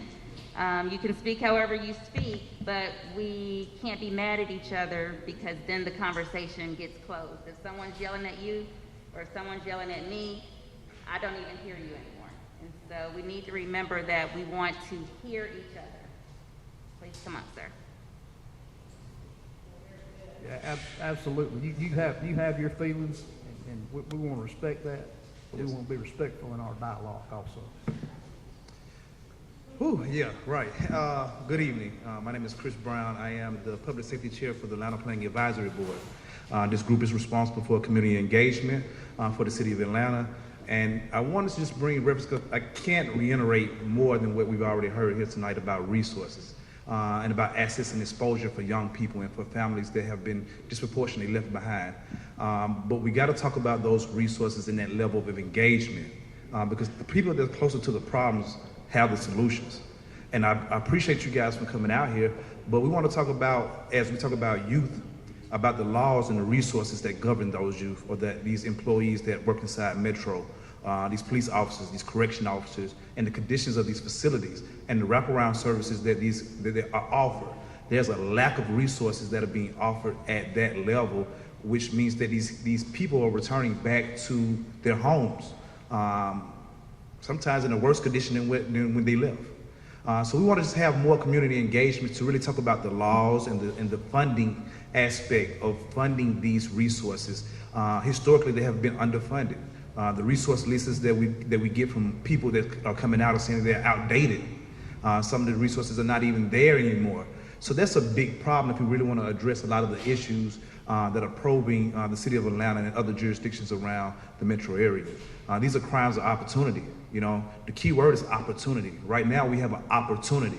I think I heard brothers talk about time frame. The time is like now.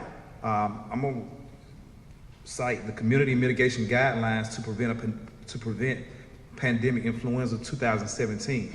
There's also a 2007 version that updated from the 2010 H1N1 situation we went through. But in those guidelines, they talk about community engagement from the bottom up.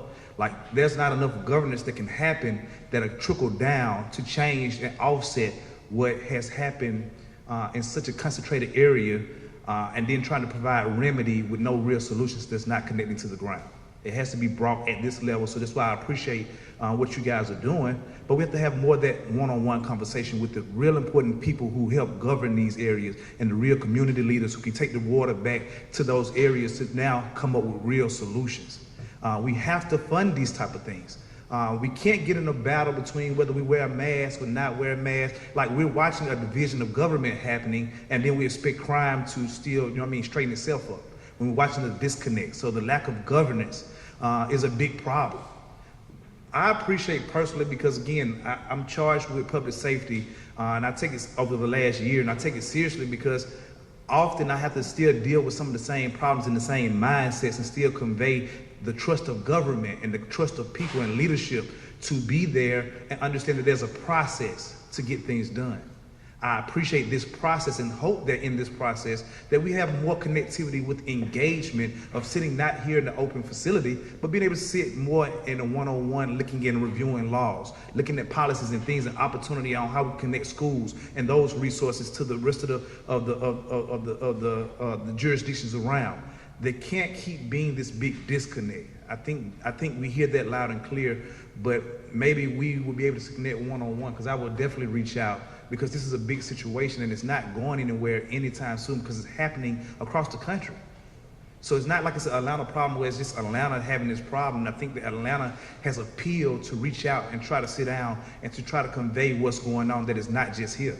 But we don't want to get the bureaucracy in this and make it political, and then people are still being leveraged upon, and then we just had this mass incarceration conversation.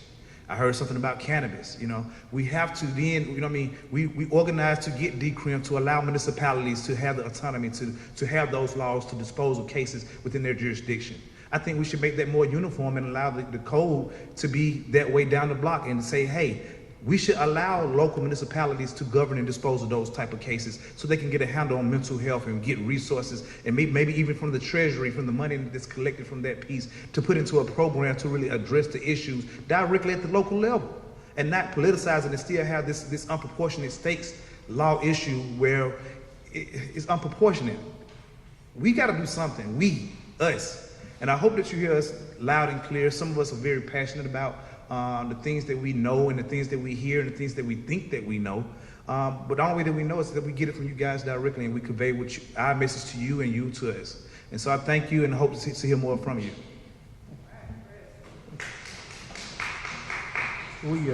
We started a few minutes after 5, so we're going to go a few minutes after 7. Okay, that's good. And we have, for sure, after him, I actually have Steamon. I have one person on the phone that is going to... Got someone on the phone representing me? Yes. It's Reverend Anthony Motley. He is with the Lindsay Street Baptist Church. Can you hear me? I can, Representative MAINOR. Okay, you have the floor. Let me thank you so much. Thanks to you, Representative Maynor, for loving your community to the extent that you invited this wonderful legislative committee to take the step of coming into the community to hear our concerns. So I want to thank you. You're a wonderful representative, and we appreciate you so much and love you so much for it. And once again, thanks to the committee, the chairperson, and all of the officers. We are at a very critical place in our nation. And with our democracy itself hanging in the balance, two forces are at war, two forces are in battle. The forces of good and evil are warring against each other, and we're wondering who's going to win this particular round. Those of us who are people of faith, we believe that that good is stronger than bad, that love is stronger than hate, that truth is stronger than lies, but sometimes that the wheels of justice turn very slowly, and righteousness may be down on the mats for a while. But let me just say that our community, in terms of the black community, we are militarily occupied, economically exploited, and great attempts, I'm afraid, are being made to see to it that we are politically excluded as well. With the demographics changing every single day, the persons of color are will become the majority. We have not already. And the European American community, the minority. We've got to find common ground as a human family. We're all God's children across all racial, ethnic, gender, age, political, national, and religious lines. We've got to find a way, as Marvin Gaye would say, to bring more loving here today. War is not there, but only love can conquer hate.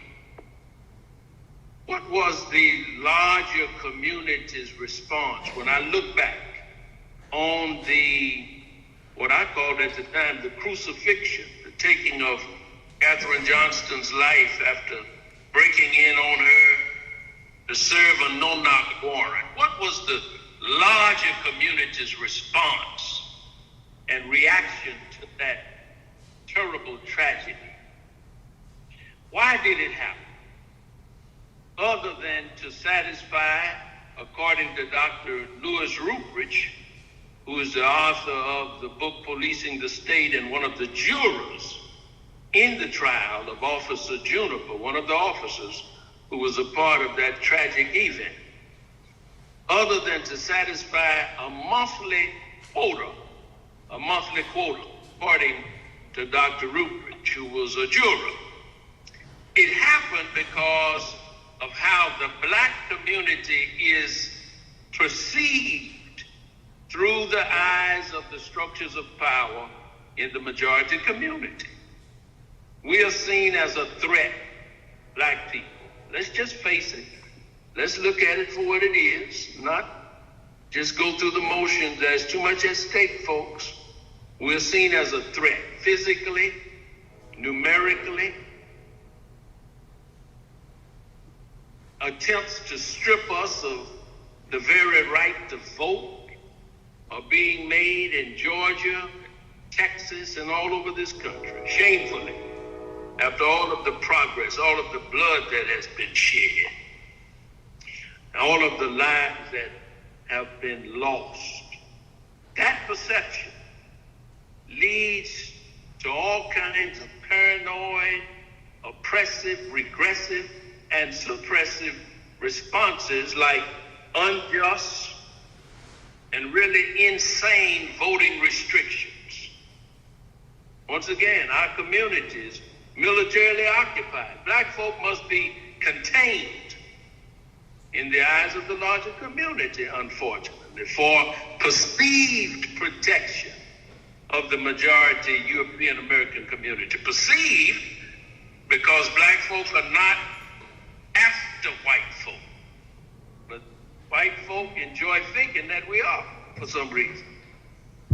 We just want the same opportunities and options that all of God's children who are endowed by their Creator to enjoy. That's all. We're economically exploited. The low-hanging fruit to keep the cash flowing through the system. Can we ask him? Traffic tickets, parking tickets, fines, expired tax, bail, late fees are mostly paid by folk who are black, brown, and poor. Reverend Motley? Yes. Yes, Representative. I drove 3 hours to be here because I love every Georgia citizen. I don't care the color of their skin, but I thought we were here to talk about crime. Yes, that's what we want to talk about. I'm anxious to help and to learn. But we want to hear him speak about why anything he we're wants to speak about how in we can relation to help with crime. So what I got out of what he just said about crime was qualified immunity. Let me get to that piece, Representative. Let me get to that piece real quick. For the police to have legal immunity, another old relic of the Jim Crow South, along with the filibuster, Confederate statues and streets, for the police to have legal immunity from prosecution if they kill or in any way violate the constitutional rights of black people is to continue the historical pattern of declaring open season on black men, women, and children. Also, the police unions, and I'm otherwise a union supporter. Deborah spoke, and I'm a big supporter of the AFL-CIO and all of the other unions. But the police unions who negotiate these contracts with cities and municipalities, as I understand it, are shamefully racist to the core, and do not have the common good or even the common decency to exercise a sense of respect for human life. They're tribalistic to the core. Reverend Motley. Police officer, let me just say this, Representative, for the black police officer. Reverend Motley, hold on, Reverend Motley. We've got 5 minutes. I have to cut you off, but your point is taken. I think one of the things when he called me, and I know that he's very passionate about this, is the idea of qualified immunity, where there's a quota where police officers must meet, and if you need to meet a quota, that can lead to unnecessary violence. Mr. Chairman, if I may. Yes. Representative MAINOR, if I may, we got the message. We understand. Next speaker, if you don't mind, Mr. Chairman. We've got 5 minutes. We got the message about qualified Okay, we immunity. have 5 minutes and we have... Go ahead. Thank you.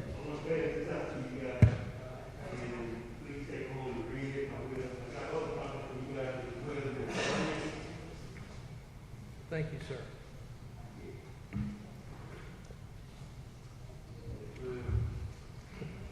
Thank you.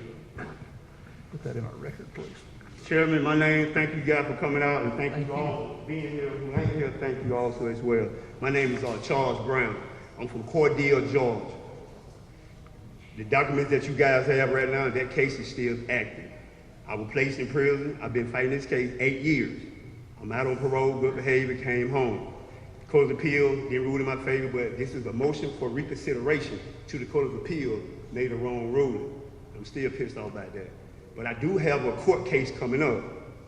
So we the people demand equal justice here in Georgia/Cordele. I am the chairman over there. So the 3 issues that we fight now that we do have a solution to, and we would like to speak with you guys privately. Now, the massive killing from the police officers, young men, male, black, kicking in doors without a warrant, that's one of those issues. We did have one of the mothers that child was killed without a weapon, was coming, but unfortunately she wasn't able to make it. But we tackled that first issue together as a group along with street rooms. Number two is the mass incarceration system that designed to keep us incarcerated illegally without no indictment. Now, number three, dealing with the foreclosed housing, the scheme, the fraud, what they doing here in Georgia, 83 years old, 50 years old, 49 years old, taking housing, in their sleep, minding your own business, shaft outside, knocking on the door with two other deputies, telling you to leave your home. So those three issues is a major issue here in Georgia. Killing, incarceration, taking housing. We have a court date that coming up on the 21st that we can prove that is illegal. On the 21st in Conroe, Georgia, Ms. Sharon Williams, I will be passing the information out to you guys. She have a court date coming up dealing with foreclosure. She owned a house right out. The judge and the prosecutor need to go to jail, and they definitely going, right? But she do have a court date. That point will be brought out in court. But these issues, over 400 houses being taken here in Georgia, and we standing and taking the front today. Now, also the mass incarceration with my court case that coming up. This is a prosecution misconduct. This is a JQC complaint as well as a federal lawsuit that's going to be filed behind it.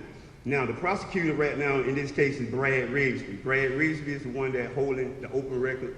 Whatever they gave to the grand jury, me and my family, we asked for that so we can have this hearing. He refused to do that. So the open record of violation is a major issue here in Georgia. So you brought up 3 points to us. 3 issues. Okay. All right. Now, with those 3 issues, with number one, with the massive killing, correct, we do need to team up, and we will continue to team up with them.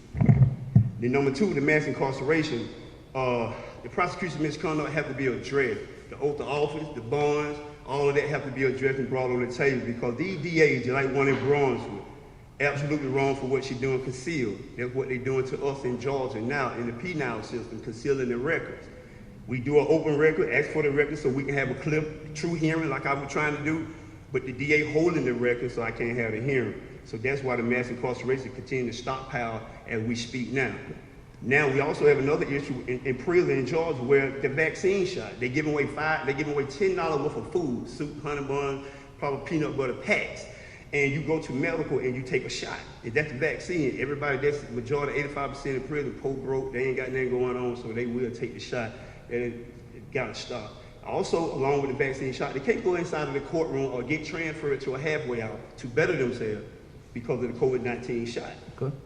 Right, so we want to address all the issues today and to let it be known that the mass incarceration is going to continue to stockpile if you guys don't take the responsibility and be held accountable from the DAs all the way down and hold them accountable on an everyday basis. In these foreclosed houses, I asked on the 21st of this month, 9 o'clock, Conroe, Georgia, please come send somebody. And that's what I asked here today, and I thank you guys for y'all time. We are out of time at this point. As the chairman of this committee, I want to thank again Representative MAINOR for hosting this. Having this committee come to this district was my idea. We've heard from a lot of different people from around the state, and we all know that Buckhead's going to make a push. I was really concerned, and I've always been concerned, and I think the members of this committee are concerned because they took time out of their busy schedule to drive down here. But I wanted to hear from the folks along Bankhead. I want to hear from the people in downtown. And, you know, this was the first of one of these meetings. Hopefully we can continue this type of dialogue. You know, if you continue to have the same approach, you're going to get the same result. And I want to thank the speaker for allowing me the leniency and the support to do what we're doing here this evening. Perspective is a unique thing. Seeing things from a different perspective can allow us to have an opportunity to make changes and be the change that we want to talk about. I don't think we'll always agree. I don't think anybody on this panel will always agree on policy. But I think if we take time to hear and understand, we've already heard about common ground. And I don't think anybody in this room has any dreams or aspirations that we don't all share. I think we all want the same thing. We want a place for our children to be educated. We want to have opportunity. We want to have economic opportunity. We want to live in safe neighborhoods. We want to have quality transportation, air, water, just the basic necessities. It's the devil's in the details is how we all get there. And thank you for coming tonight. And we appreciate the opportunity to serve each and every one of you. we're in your neighborhood all the time. We meet right down here under the Gold Dome. You don't have to have an invitation to come. Our meetings are open. You can always speak during a committee meeting. You simply sign up. We ask that you be respectful and understand that time is of the essence when we're having those hearings, because we have so many people that want to speak. But, you know, we're in your neighborhood a lot. We drive right by here, and we go a couple of blocks next door, and we meet January, February, and March, and you're all invited anytime you would like to. So thank you very much for attending, and we will conclude this meeting at this time. I'm going to wrap up and say something. Go right ahead.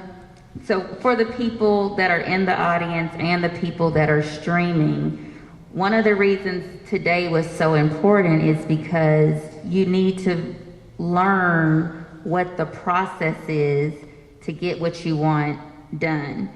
That process is the laws are made at the Capitol, and like Chairman Collins said, you can go to the Capitol anytime you want to. There's the schedule for all the meetings are at www.legis.ga.gov. You go on that website, you see the listing of the meetings for the day. If it's related to something that you want to actively participate in, you go down and you do that. What happened today with this committee coming, they in essence said, you know what, we're going to bypass what we normally do at the Capitol. They could have done this by Zoom. We have people that drove from Augusta, you know, to come here today to be in this community. And so for those, or further. And so what is so important is that as we engage with each other in this new engagement, let's call it a new engagement because this has never happened before. We've got to learn, one, how to engage. How you engage is not yelling at each other, because I don't want you yelling at me. And how you engage is listening, right? And so that's what they did today. They came today and they listened. And that's all I want to say. And I appreciate everyone coming out today.